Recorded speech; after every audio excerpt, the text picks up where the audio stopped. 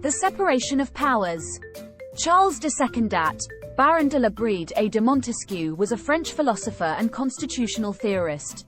He developed the theory of the separation of powers, which was published in 1748 in the Spirit of the Laws. According to Montesquieu, in an ideal state, the power should be divided into three distinct parts. 1. The legislative. 2. The executive. And 3. The judiciary. The legislature's function is to make the law. The executive's role is to administer the law. And the task of the judiciary is to apply the law. Each arm of the state should remain separate, and neither should impinge on the other's function. If infringement occurs, one arm of the state may become too powerful. This would indicate an oppressive state undermining the rights and liberties of citizens. In the words of Montesquieu, the Spirit of the Laws 1748, when the legislative and executive powers are united in the same person, or in the same body of magistrates, there can be no liberty. There is no liberty if the powers of judging is not separated from the legislative and executive. There would be an end to everything, if the same man or the same body were to exercise those three powers. The legislature in the UK is Parliament. Parliament comprises of the monarch, the House of Commons consisting of 650 democratically elected MPs, and the House of Lords consisting of life peers, hereditary peers and senior bishops. The executive consists of the Crown, central government, including the Prime Minister and cabinet ministers, local government, local authorities, the civil service, the armed forces and the police who uphold executive power. The judiciary includes all judges in the courts of law, those who hold judicial office in tribunals and lay magistrates. The UK does not strictly adhere to the doctrine, however Montesquieu's works published in 1748 remain influential. It is used as a measure to assess performance of the state, and it was the driving force behind the Constitutional Reform Act 2005.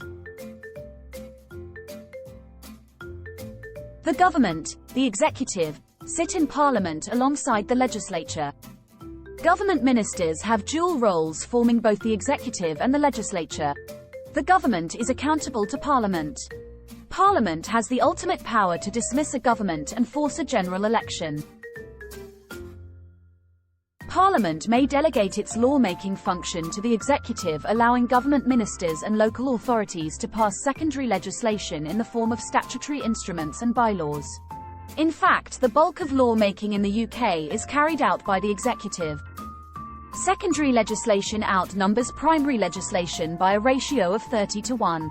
Parliament retains a supervisory role overseeing the making of such laws through the affirmative and negative resolution procedures. Primary legislation made by Parliament outranks secondary legislation, giving Parliament ultimate control. The judiciary also have a role in controlling law made by the executive through judicial review. They have the power to strike down delegated legislation where it is ultra vires, unreasonable, or if there is a procedural impropriety or breaches human rights. Judges have security in tenure. It is very difficult to dismiss superior judges. Under the Act of Settlement 1701, a superior judge can only be dismissed by a petition from both Houses of Parliament to the monarch. No English judge has been dismissed in this way. Inferior judges can be dismissed for inability or misbehavior. This security in office ensures judicial independence from the executive, as they cannot be dismissed on a political whim. Judges are not accountable to the executive or Parliament in their decision-making. Judges have the power to strike down decisions and delegated legislation made by the executive through judicial review, and can hold government ministers in contempt of court. This was seen in MV Home Office 1994. Kenneth Baker, the then Home Secretary, failed to ensure a court order was carried out relating to not deporting an asylum seeker pending an appeal. He was held to be in contempt of court. Constitutionally, judges are subordinate to Parliament and have no power to challenge the validity of Acts of Parliament. Judges are prohibited from standing for election to Parliament under the House of Commons Disqualification Act 1975. Senior judiciary are no longer able to sit in the House of Lords Chamber of Parliament following the opening of the Supreme Court. This was one of many changes to strengthen the separation of powers under the Constitutional Reform Act 2005. The separation of powers and constitutional position of the judiciary make it controversial to talk of judicial law-making. William Blackstone, in Commentaries on the Laws of England 1769, referred to the declaratory theory of law-making. The declaratory theory is that judges do not make laws, they simply discover it and declare what the law has always been. Lord Gough, in Kleinwert Benson v. Lincoln County Council, described the declaratory theory as a fairy tale and a mere fiction which no one believed. It is apparent that judges, when interpreting acts of Parliament or developing the common law, will inevitably impinge on Parliament's function of lawmaking. For example, the law of murder and the tort of negligence are entirely judge-made. The supremacy of statutes over common law ensures that Parliament retains ultimate control and power of the lawmaking process, since it can pass legislation to override any case law.